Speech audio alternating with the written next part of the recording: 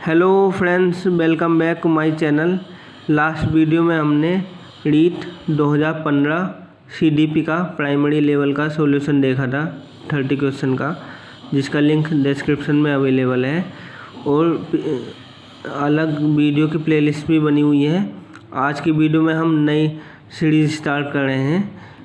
रीट 2017 का junior level का paper देखेंगे हम। दो प्रीवियस ईयर के क्वेश्चन आए थे 2015 और 2017 का, उसका एनवायरनमेंट का पेपर आज देखेंगे हम। सॉरी, उसमें एनवायरनमेंट नहीं, साइंस का पेपर देखेंगे आज हम।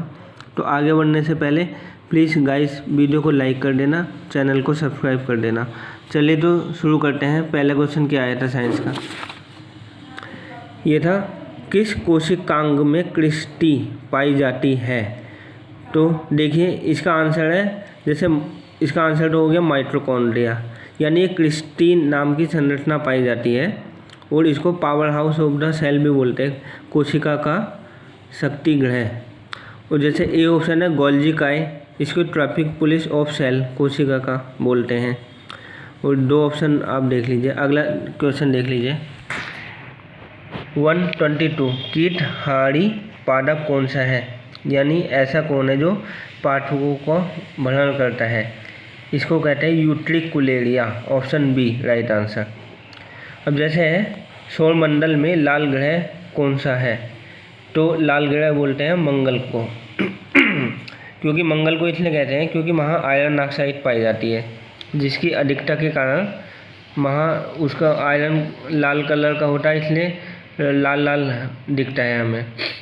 और जैसे इसमें दो ऑप्शन है बुध और शुक्र, इनका कोई भी अपना वो नहीं है, उपग्रह नहीं है, यानी उपग्रह वो है जो ग्रह के चक्कर लगाते हैं। जैसे अपना सूर्य का एक उपग्रह है चंद्रमा, और जैसे मंगल के दो उपग्रह हैं फोबोस और डीमोस। शनि के बहुत सारे उपग्रह हैं, लेकिन सबसे बड़ा इसका टाइटन उपग्रह है, देख लेना। और जैसे अपनी पृथ्वी है उसको नीला ग्रह बोलते हैं, ये भी याद रख लेना, क्योंकि वहाँ पे 70% लगभग जल है हमारी पूरी पृथ्वी पर।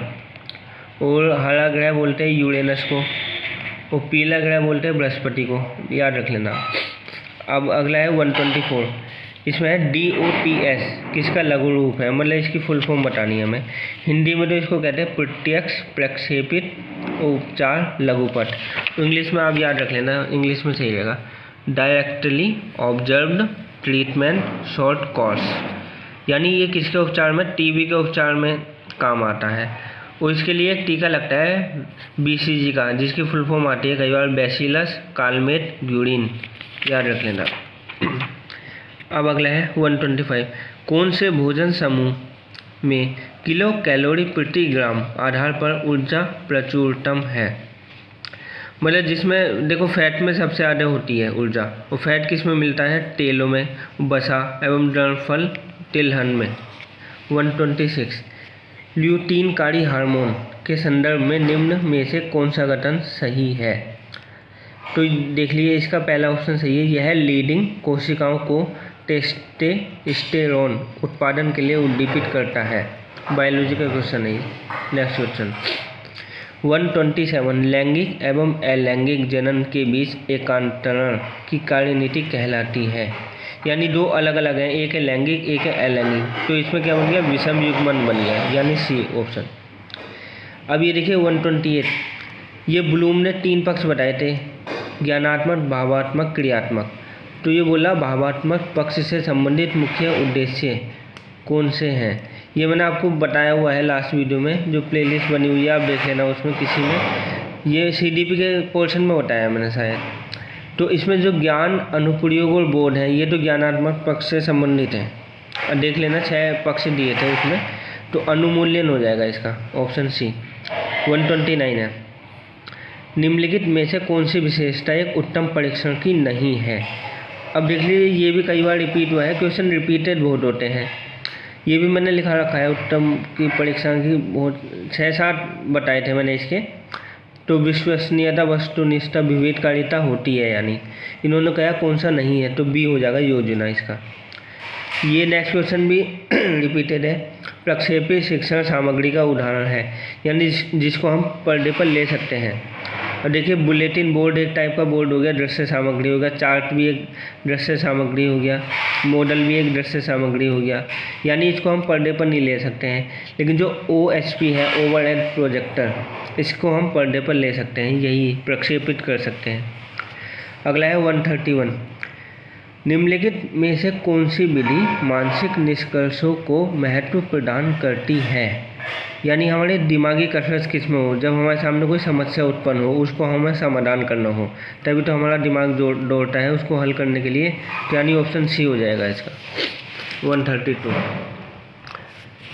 ये कह रहा है निम्नलिखित में से कौन सा विज्ञान के उत्पाद के अंतर्गत आता है। यानी उत्पाद जो फाइनल आता है। देख ले विज्ञान में हम क्या करते हैं, सबसे ज़्यादा एक्सपेरिमेंट करते हैं, प्रयोग करना।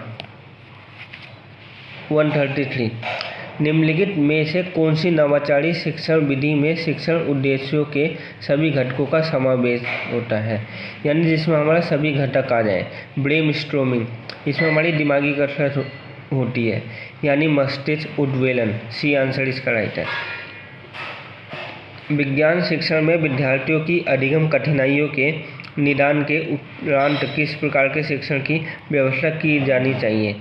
अब देखो दो चीज़ होती है, एक होता निदानात्मक, एक होता उपचारात्मक। निदान में क्या है, जैसे डॉक्टर के पास आप जाओगे, अपनी परेशानी बताओगे तो वो आपका निदान करेगा, मतलब आप परामर्श लेने जाओगे। उसके बाद वो आपका उपचार करेगा, दवाई देगा, टेस्ट करने को देगा। उपचारात्मक शिक्षण यानी आपकी प्रॉब्लम को सोल्व कर देगा। तो इन्होंने यही पूछा कि निदान के बाद क्या होगा, तो निदान के बाद उपचार होगा। ये दो में बहुत कन्फ्यूजन रहता है, आप इस पर फोकस कर लेना। 135, एक क्रमबद्ध प्रक्रिया है जो यह बताती है कि बालक ने किस सीमा तक शैक्षिक उद्देश्यों को प्राप्त किया है, तो वह क्या कहलाता है। यानी एक मूल्यांकन करेंगे आप बच्चे का कि बच्चे ने कितना सीखा है। जैसे एक क्लास में होते रहते हैं, ओरल टेस्ट हो गए, मतलब यूनिट टेस्ट हो गए, अर्धवार्षिक परीक्षा हो गई, वार्षिक हो गई, ये सब मूल्यांकन ही होता है बच्चों का। अगली देख लीजिए, ये परिभाषित करना कि क्रियासूचक शब्द किस व्यवहारगत उद्देश्य से संबंधित है, तो ये क्या कहलाता है, तो उनके संज्ञान से रिलेटेड होगा, ये संज्ञानात्मक से आएगा। 137, देखिए रेखीय अभिक्रमित अनुदेशन है। अनुदेशन के निम्नलिखित पद में से कौन सा पद निश्चित रूप से पढ़ाई जाने वाली विषय वस्तु से संबंधित है। तो विषय वस्तु से संबंधित का मतलब शिक्षण पद के अंदर आ जाएगा, ये ऑप्शन है। और इसमें आप कोई थोड़ी थ्योरी देख लीजिए आप, ये बहुत इम्पोर्टेंट है टॉपिक। जैसे है अभिक्रमित अनुदेशन, ये किसने दिया था, ये दिया था स्किनर ने, ठीक है। इसे बोलते कहते हैं, मतलब इसकी थ्योरी क्या है, जैसे बालक है वो केवल शिक्षण सामग्री के माध्यम से ज्ञान ग्रहण करता है, शिक्षक की भूमिका गौण हो जाती है, यानी वहाँ शिक्षण की इतना इम्पोर्टेंट नहीं है। अब इसकी विशेषता क्या है, स्वयं अनुदेशन विधि है ये, उद्देश्य इसमें स्पष्ट होते हैं, बालक अपनी गति से सीखता है, पृष्ठ पोषण मतलब फीडबैक शीघ्र मिलता है। अब इसमें क्या है, इसके सिद्धांत है विक्रमित अनुदेशन के। जैसे पहला हो गया लघु पदों का सिद्धांत, मतलब जैसे कोई भी बड़ा टॉपिक है उसके छोटे छोटे पदों में तोड़ लो, फिर उसका समझाओ बच्चों को। सक्रिय प्रत्युत्तर का सिद्धांत, मतलब सामने वाला एकदम से एक्टिव रहता आंसर देने के लिए। तीसरा है तत्काल प्रश्न पोषण, मतलब बच्चों की तरफ से एकदम से फीडबैक मिल जाता है कि कितना उन्होंने सीखा कितना नहीं सीखा। चौथा है अध्ययन की गति का सिद्धांत, मतलब बच्चे की अध्ययन की गति कैसी है, सीखने की, कमज़ोर बच्चे हैं उसमें, प्रतिभाशाली बच्चे भी हैं उसमें। छात्र परीक्षा सिद्धांत, बच्चों की परीक्षा कराते हैं, इसका भी सिद्धांत इसके अंदर आ जाता है। अभिक्रमित अनुदेशन के प्रकार देख लीजिए आप, श्रृंखला अभिक्रमित अनुदेशन, इसका दूसरा नाम रेखीय है, ये दिया था किन्होंने, स्किनर ने। इसकी विशेषता क्या है, श्रृंखला है मतलब एक नियम के अनुसार चलेगी, अनुक्रिया केंद्रित है, स्वनिर्मित है, संकेतों के माध्यम से सीख जाते हैं इसमें, फीडबैक शीघ्र मिल जाता है। नेक्स्ट है शाखीय अभिक्रमित अनुदेशन, ये वन लाइनर में भी आ जाते हैं कि किसने दिया ये, इसके प्रवर्तक है क्राउडर हैं। इसको एक दूसरा नाम और है व्याख्यात्मक अनुदेशन भी, इसमें हम व्याख्या करते हैं किसी भी टॉपिक की। इसकी विशेषता क्या है, बहुविकल्प प्रकार के प्रश्न आते हैं इसके अंदर, मार्गदर्शन देना नहीं होता इसमें इम्पोर्टेंट, बालक स्वयं अधिगम करता ही होता है इसमें। सी है इसमें मैथेटिक्स अभिक्रमित अनुदेशन, ये दिया था किन्होंने, गिलबर्ट ने। इसका दूसरे नाम क्या है, अवरोही अभिक्रमित अनुदेशन है, बालक अनुक्रिया है, सामान्यीकरण, सामान्य से भिन्न विभेदीकरण, ये सब इसके अंदर आ जाएंगे। चलिए तो नेक्स्ट क्वेश्चन देख लेते हैं। नेक्स्ट क्वेश्चन ये बोल रहा है, आप देख लीजिए, ये कह रहा है एक 0.75 किलोग्राम है, यानी हमें मास दे रखा है m, एक पिंड है, छत से टंगी डोरी से लटका हुआ है। जब कोई चीज़ नीचे को लटकी होगी तो उस पर गुरुत्वाकर्षण बल काम करेगा, यानी स्मॉल g उसका त्वरण हो जाएगा। डोरी द्वारा पिंड पर कितना बल लगेगा। अब देखिए बल का फॉर्मूला क्या होता है, F = ma होता, लेकिन नीचे को लटका हुआ तो उसके लिए गुरुत्व त्वरण काम करेगा g। m हमें दे रखा है 0.75, गुरुत्व त्वरण की वैल्यू होती है 9.8 मीटर प्रति सेकंड स्क्वायर, इसकी यूनिट होती है। इन दोनों की मल्टीप्लिकेशन करेंगे तो फोर्स की यूनिट क्या हो गई, न्यूटन यूनिट। ये आंसर हो जाएगा 139। ये कह एक दोलन करता हुआ है एक सरल लोलक है, उसके लिए निम्न में से कौन सा कथन सही है। जब सरल लोलक है, मान लो एक पेंडुलम से ऐसे लटका हुआ है, इधर से इधर जाएगा, इधर से इधर जाएगा, तो उसकी जो अधिकतम विस्थापन में स्थितिज ऊर्जा अधिकतम होगी, मतलब जब वो यहाँ से यहाँ जाएगा तो यहाँ पे जो उसकी ऊर्जा होगी अधिकतम होगी स्थितिज, और यहाँ से यहाँ जाएगा यहाँ भी होगी। और जो जब लौट के यहाँ आएगा नीचे इस पॉइंट पे, तो यहाँ पे उसकी मध्यमान स्थिति पे गतिज ऊर्जा अधिकतम होगी। यानी जो ऑप्शन अगर ये दे रखा गतिज ऊर्जा न्यूनतम की जगह अधिकतम, तो ये भी सही हो जाता हमारा आंसर। यह है माध्यावस्था में स्थितिज ऊर्जा, इसकी जगह होगी गतिज ऊर्जा अधिकतम होगी। यह अधिकतम विस्थापन अवस्था में स्थितिज ऊर्जा न्यूनतम नहीं अधिकतम होती। यानी चार कॉन्सेप्ट याद रख लेना। अगला देखिए 140, ये कह रहा है कि निम्नलिखित में से हमें चार तापमान दे रखे हैं, फ़ारेनहाइट, सेल्सियस, केल्विन, रूमर बोलते हैं इसको। इन चारों में पहले आप रिलेशन देख लीजिए।